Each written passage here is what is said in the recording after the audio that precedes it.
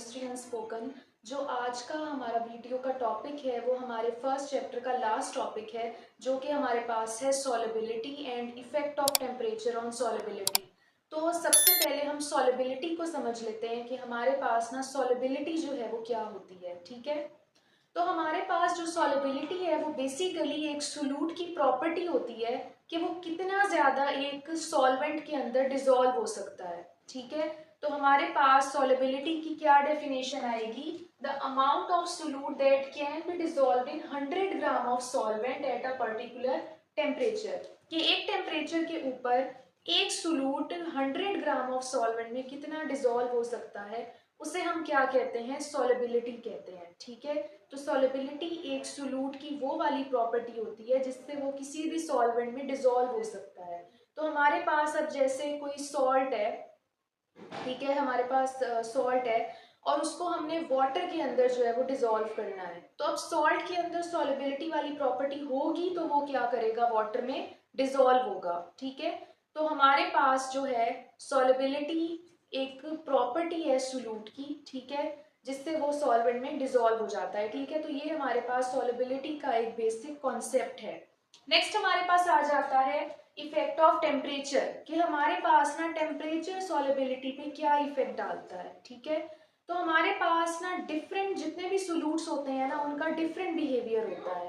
ठीक है, यानी हमारे पास डिफरेंट सॉल्यूशंस हैं और उन सॉल्यूशंस का ना इफेक्ट जो है टेम्परेचर का वो डिफरेंट है। यानी कि अगर हमारे पास ना एग्जाम्पल्स भी आपकी बुक में भी मेंशन है कि हमारे पास जो है वो KNO3 और AgNO3, पोटाशियम नाइट्रेट और सिल्वर नाइट्रेट जो है, अगर हम टेम्परेचर इंक्रीज कर दें तो हमारे पास इन दोनों की सॉलिबिलिटी भी क्या हो जाती है? इंक्रीज हो जाती है। यानी ये वाटर में क्या करेंगे? आराम से क्या करेंगे? डिसॉल्व हो जाएंगे। नेक्स्ट हमारे पास है KCl, पोटाशियम क्लोराइड। अगर टेम्परेचर इंक्रीज करें तो पोटाशियम क्लोराइड की सॉलिबिलिटी डिक्रीज हो जाती है। ठीक है, तो ये जो है वो डिफरेंट बिहेवियर शो करता है। उसी तरह हमारे पास है लिथियम कार्बोनेट और हमारे पास है कैल्शियम क्रोमेट। तो हमारे पास अब ये जो दोनों हैं ये भी जब भी हमारे पास टेम्परेचर इंक्रीज करेगा तो इनकी सॉलिबिलिटी डिक्रीज करेगी। ठीक है, तो ये डिफरेंट बिहेवियर जो है वो शो करते हैं। उसी तरह कॉपर सल्फेट और सोडियम नाइट्रेट ये भी क्या करेंगे? अगर टेम्परेचर इंक्रीज होगा तो इनकी सॉलिबिलिटी इंक्रीज होगी। तो कुछ कंपाउंड्स ऐसे होते हैं कि इस टेम्परेचर इंक्रीज करने से उनकी सॉलिबिलिटी बढ़ जाती है, कुछ ऐसे होते हैं जिनकी सॉलिबिलिटी डिक्रीज हो जाती है।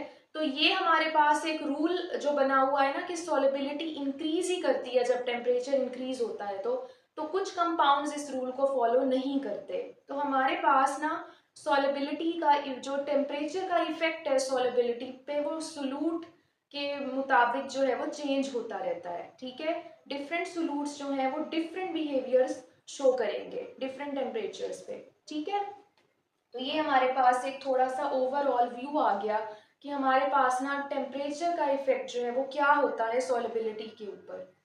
नेक्स्ट हमारे पास आ जाता है सॉलिबिलिटी कर्व।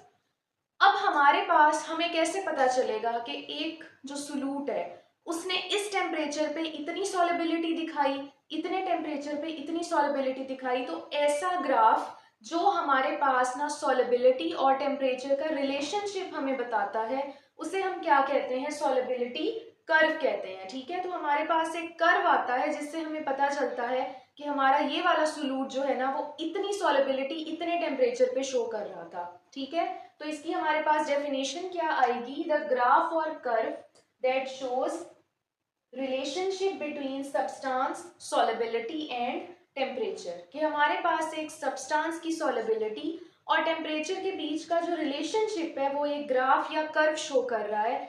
उस ग्राफ या कर्व को क्या कहते हैं? सॉलिबिलिटी कर्व कहते हैं। ठीक है, रिप्रेजेंटेशन कैसे होती है सॉलिबिलिटी कर्व की? कि हमारे पास जो एक्स एक्सिस है उस पे टेम्परेचर होता है और वाई एक्सिस पे हम सॉलिबिलिटी को रखते हैं। ठीक है, और हमारे पास जो कर्व है वो इस तरह आता है। ठीक है, अब जो ये वाला पोर्शन है वो सुपर सैचुरेटेड सॉल्यूशन को शो करेगा। हमने टाइप्स ऑफ सॉल्यूशंस पढ़ी थी ना, तो हमारे पास सुपर सैचुरेटेड सॉल्यूशन को शो करेगा ये वाला कर्व, यानी ये वाला जो पोर्शन है, ये वाला जो पोर्शन है यानी कर्व अगर इतना ज्यादा बढ़ गया है तो इसका मतलब हमारा जो सॉल्यूशन है वो क्या है? सैचुरेटेड है, जो हमने सोल्यूट बनाया है।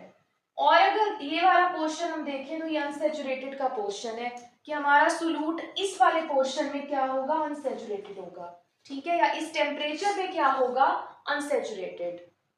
तो सॉल्युबिलिटी कर्व जो है उसकी रिप्रेजेंटेशन इस तरह होती है, ठीक है।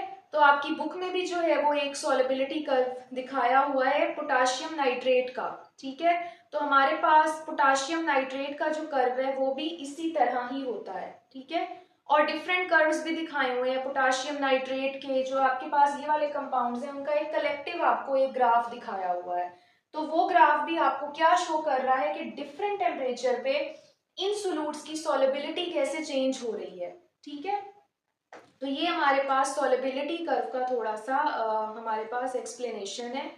नेक्स्ट हमारे पास आ जाता है मेल्टिंग और बॉइलिंग पॉइंट। हमारा जो यानी हमारी सोल्यूट की सॉल्युबिलिटी होती है मेल्टिंग बॉइलिंग पॉइंट के हिसाब से भी हम उसको देख सकते हैं, ठीक है। अगर हमारे पास सॉल्युबिलिटी इंक्रीज करती है, ठीक है, यानी सॉल्युबिलिटी का जो रिलेशनशिप है वो बॉइलिंग पॉइंट से डायरेक्टली प्रोपोर्शनल होता है, ठीक है। यानी कि अगर हम जो है वो कोई वाटर को हमने बॉईल करना है और उसके अंदर हम थोड़ा सा सॉल्ट ऐड कर देते हैं तो हमारे पास सॉल्युबिलिटी क्या हो गई, बढ़ गई।